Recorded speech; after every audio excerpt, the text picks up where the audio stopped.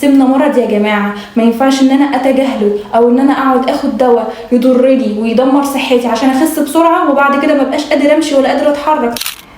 الاهم من انك تخس بصحه، لانك لو خسيت بدواء سريع ده هيسبب لك ضربات قلب سريعه، هيسبب لك جلطات، هيسبب لك كوليسترول عالي، ممكن يسبب وفاة. طب انا ليه اخد دواء ينزلني بسرعة وانا ممكن اخس بصحة وبدون حرمان، اخد نتيجة العملية التكميم او اي عملية شفط دهون بس من غير اي دواء ومن غير اي جروحة. هو ده بالظبط اللي انا بعمله هنا. ايه اللي احنا بنعمله هنا؟ معانا حالات كتير جدا ما شاء الله خست من غير اي ادوية تخسيس مضرة وخست من غير اي عمليات. بالعكس ده انا ناس بتجيلي عاملة العملية بيبقوا مبهورين وندمانين ان هم عملوا العملية وتعبوا جسمهم ازاي اتدمر واترهل، وان هم كانوا ممكن يوصلوا لنتيجة اكتر من اللي هم عملوها دي من غير اي حاجة. بالتالي انا برشح لكم جدا ان انتوا تعملوا معايا نظام يخسسكم ويثبتكم اكتر من 2 و3 وتعيشوا حياتكم كلها متعالجين اصلا من مرض السمنه. السمنه مرض يا جماعه،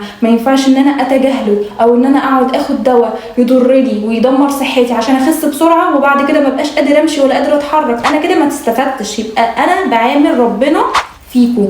لو انتم ما خستوش معايا بصحه يبقى ما تخسوش احسن، لكن ان انتوا تاخدوا دواء يضركم لا. عشان كده اغلبيه الناس اللي بتجيلي بتسمع كلامي بتخس، لكن الناس اللي بتبقى عايزه دواء سريع بقول لها لا لو سمحتي انا مش هينفع ان انا اكمل معاكي، الدواء اللي انت عايزه تاخديه ده مش موجود عندي. الدواء يا جماعه مكانه الصيدليه. اللهم بلغت اللهم فشل.